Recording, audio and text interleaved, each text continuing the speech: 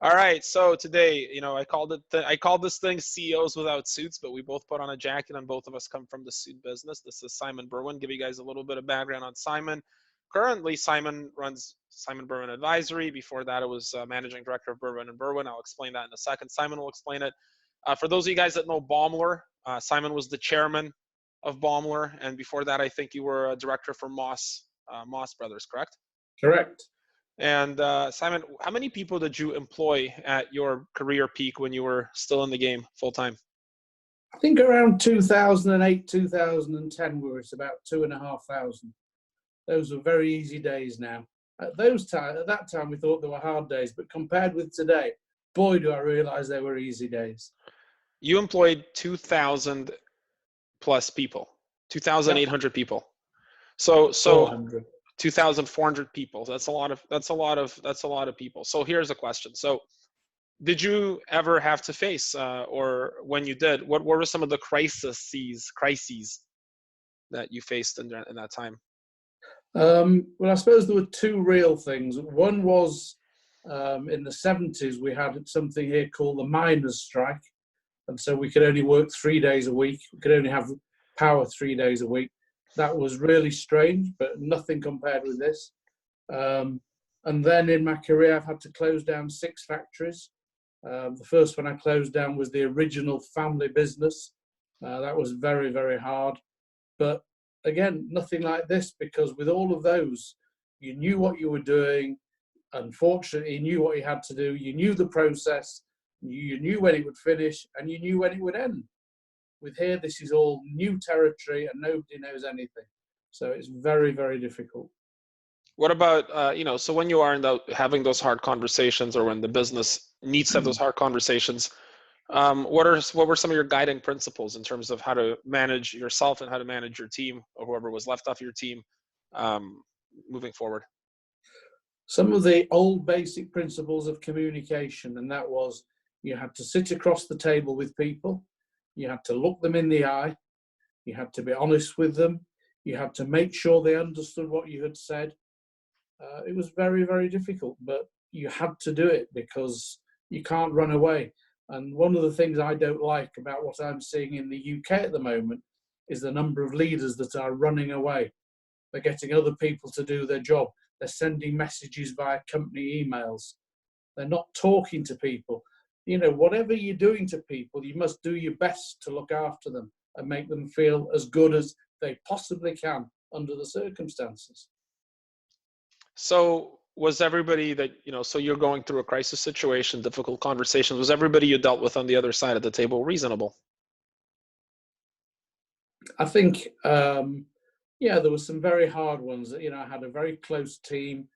And at one time, I always think business is a little bit like running a sports team, which you and I have talked about. So you talk about the dressing room, and the dressing room needs to have a good balance with the right chemistry in it, and you need to refresh the dressing room from time to time. So there were some really hard decisions that were made during that time. The biggest difficulty with those is that people are normally in shock. And it's really hard to get them to understand it and work with them in a constructive way. It's just not nice. It's about people's livelihood. It's about their families, and you have to, well, you don't have to. In my world, you have to accept that and work from there. In other people's world, they just see pounds, as we used to say, pounds, shillings and pence, a pound sign, a dollar sign. And that's fair enough. But for example, we've had pictures in the UK papers the last few days of Richard Branson of Virgin standing on his island on his own, saying the government have got to help him. I would like to suggest he needs to put his hand in his pocket at this time. The government can't help everybody. And the domino effect of everything that's happening, the thing that concerns me the most is you and I know the factories where we make suits together. And here we've got people who are not earning a lot of money. And particularly if you go further east to Asia, where they've had this virus for 10 weeks, and these guys are just beginning to come back to the factories. And the next thing is they'll be called into the canteen to say, great to have you back. Unfortunately, all the retail customers have cancelled their orders, so we haven't got any orders. So can you go home again? I mean, that is a disaster. And I believe it's the responsibility of retailers to do their very best to see how they can work with their suppliers to say, okay, what product have we got coming? Let's make plans for this product. Either we push it back or we have ideas how we're going to sell it when it comes in. But just to say, sorry, we don't want it, is absolutely irresponsible. Okay, so and I had before you and I talked, and I've got some, and for those of you guys that know who you are in our industry, it's a big deal. And I have some more public names coming up on these, but the last fellow I talked to was actually an employment lawyer, a partner at a law firm, Bay Street firm in Toronto. And, one of the key fundamentals we picked up from that conversation was just constructive empathy and just making sure the first thing you do is talk to the other side, and explain your situation and put out the position. And I think we're kind of coming back to that again, like, don't be an ass. And one of the things that, Simon, you wrote a really interesting article on LinkedIn, got some attention. You said that, at the end of this, people will remember who was greedy and who wasn't. Yep. I think it needs to be put out there. I think it really needs to be put out there, the good people and the bad, so that even the consumer knows that they're going to a good retailer, not a bad retailer, where they've looked after their people in the difficult times. And I hope that'll happen. It's all very well that we talk about bricks and mortar and retail's difficult, and are we wearing suits or are we wearing jackets? But the only thing that matters at the moment is people and how people are treated and the knock-on effect onto people. Let me ask you a question. You close 6 factories, so you've had some, everybody that owns a business. This is for our business owners. We got about 13,000 people that are going to be exposed to this conversation that are executive level, lots of guys from PwC and Deloitte and all these fellas that, know retail too from a different side. And people that know every business from different angles. But as a business owner, how do you feel when you're going through that? How do you come out of it? How do you bounce back? What's going on in your mind? It's traumatic, but you have to look after the majority. I didn't say you have to look after the owners. I said you've got to look after the majority, and you've got to do the right thing for the majority. And the majority is all stakeholders. It's your people, it's your suppliers, it's your end users. And you have to do the best. And what helps you get through it? Well, more often than not, when you run a business, or like you build a business, you can be well rewarded. And actually, you're not well rewarded for the good times. You're well rewarded for the difficult times. And these are the times that you have to earn your money as a leader. Well, I think as a leader, the way I think of that message is like, my currency is really trust. That's the currency that I deal in, and if I'm gaining trust, then long-term, that's going to be a win. If I'm losing trust, long-term is going to be, that's not just trust with clients. It's trust primarily internally with the people in our company, maybe for a younger man, you're a very wise man. I think those are wonderful words. And I think you're absolutely right about trust. I spoke to I'm 72. This is surgery. Okay, well, it was good surgery. I know. No wonder you're in Eastern Europe. I spoke to one of my old competitors today, and he said, Simon, I'm so jealous because I'm still in it and you're not. And he said, I had a conversation with a customer the other day who talked to me about long-term relationships and partnerships, and then told me that they were cancelling everything. I said, how can that be about? How do you build trust on that? How many times can people come for a discount on this, a discount on that, a distribution discount, a marketing discount, and then they just want to cut it when they want to cut it? And relationships are a bit like marriages, aren't they? Unfortunately, the people that are going to come out of this really well are going to be the divorce lawyers, because there will be people who will find they can't live with their partners 7 days a week, 24/7. But it's the same in business. You find who you're comfortable with, and that's who you build a relationship with. People said to me, how did I build our relationship? It was all about people. Our product was our product. And yes, it actually ended up being really, really good. And when we had, as you said, Boimler at the end, we actually had the best product, the best. How did we build our relationships? With trust.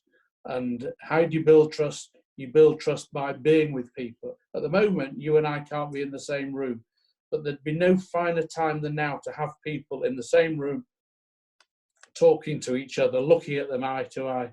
But people who hide behind emails, or as I call it, electronic cowardice, that's exactly what they are.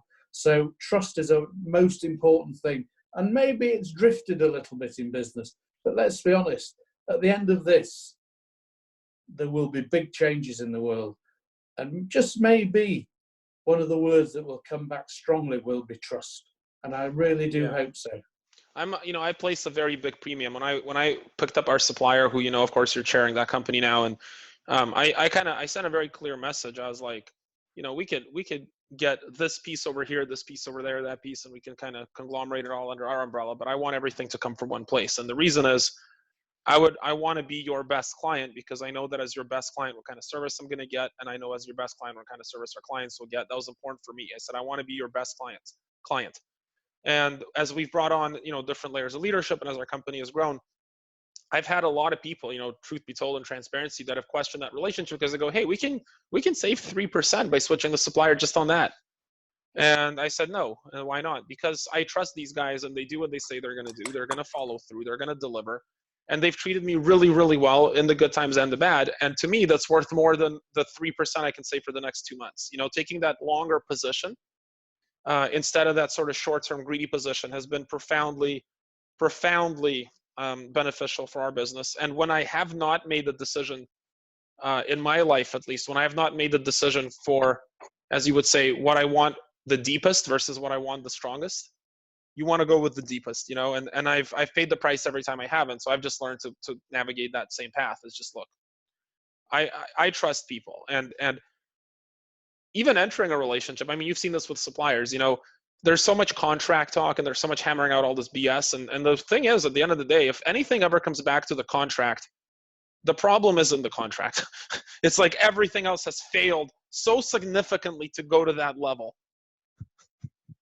Well, you and I met maybe 6 weeks ago for the first time in London. Right. And speaking from my side, we hit it off straight away because we have the same principles and we've been brought up with the same principles. And that's what's really important. And if in due course you meet other of my business associates and you hear how I went about business, that's why I've shown so much interest in you and your business since we met, because the principles are the same. There has to be solutions. There has to be trust. There has to be ways forward. And you do that with the right people who you're happy to get into bed with and put your life in their hands. And that is exactly right. And the people that treat you the right way, you know that they will go through stone walls for you. And that's what you want in business. And that's what you also want for your staff. So your staff who you know at a time like this are on your side are the staff for the future. And if you have people who are saying, oh, well, what about me? It isn't the time for what about me. It's about us, us, us. And that's what's really important. So this will be a time where you will pick your team for the next season and the season after, because those are the people who we want alongside you. So last question then for you. 2,400 employees. That's amazing. It's incredible. And everybody knows that business is easy until you add people. So in fact, you made it really, really hard on yourself. I think the most staff we've carried is like 90 or so. And the complexity, navigating that complexity is already preposterously high. Yeah. It's the more layers you add, the more complexity is added, the more difficulty, the more everything. So why would somebody, so let me two-parter. Why would somebody want to scale a company at that size? And then looking back on, what is it, 40 years for you running your own companies? Something like that, yes. I mean, and we're talking about, you guys, if you know Baumler, like these are what, like if you're in Germany right now, if you're one of our German clients, this brand. This is big time stuff in our industry. You weren't going to Joe's accounting shack to do the audits in your company. You were in the big leagues. Let's put it that way. Well, to be fair, we bought Baumler only in 2008. And then it went away from my ownership in 2018. So I had 10 years ownership. But you're right, we sold to great retailers like from your home country, Harry Rosen in Canada, and Louis Copeland in Ireland, wonderful, wonderful retailers, and that was really the icing on the cake for my career. But yeah, I suppose there were days when you said, well, why do we need to keep going? But when you're in a business like that, it's like a snowball going downhill and it's gathering momentum. And you can't just say, I want to get off. If somebody comes to you and say, we're happy with this program, can we increase it by 20%? Well, no, can we stay where we are? If you stay where you are, it's over. The snowball's broken in parts. So the snowball is going down, you're gathering momentum. And if you do it in a reasonably controlled manner, which my father, by the way, used to tell me I didn't, but that's by the by, it was good. And a lot of it was global circumstances, because we were in the UK, we went to Hungary, we probably went to Hungary, Eastern Europe, that you know, a little bit late. We probably arrived in China a little bit late, but I was in some ways a cautious guy. But you had to go with the flow.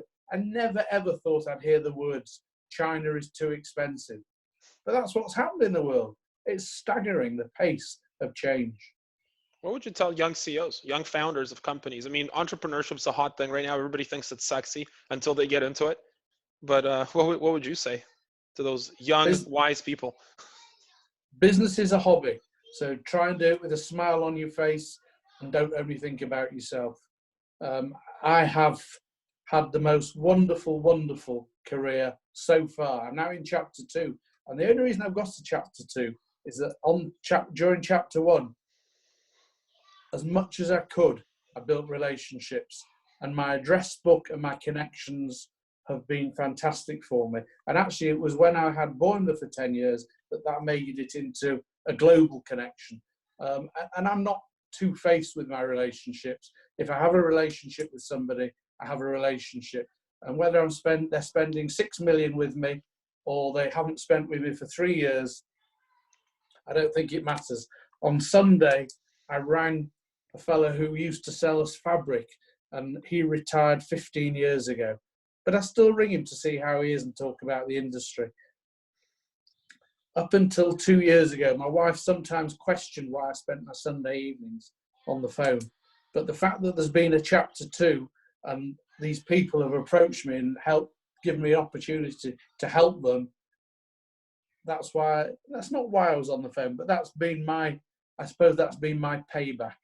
But I can't just leave somebody. If I'd had a relationship with somebody, I have a relationship.